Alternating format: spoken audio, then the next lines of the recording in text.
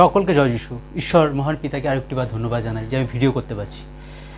দেখবেন যে সকালবেলায় অনেক ভোরবেলার দিকে গাছের ডালের মধ্যে পাখিরা কাঁয় কিছুর অনেক আওয়াজ করে, অনেক সাউন্ড করে। অনেক সময় আপনি বিরক্ত হয়ে যান।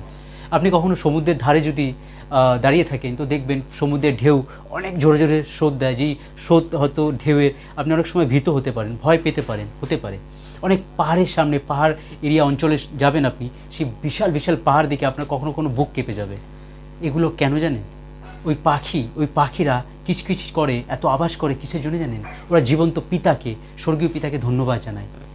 ওই সমুদ্রের ঢেউ এত জোরে জোরে কেন করেন জানেন? বেগে আসে জানেন?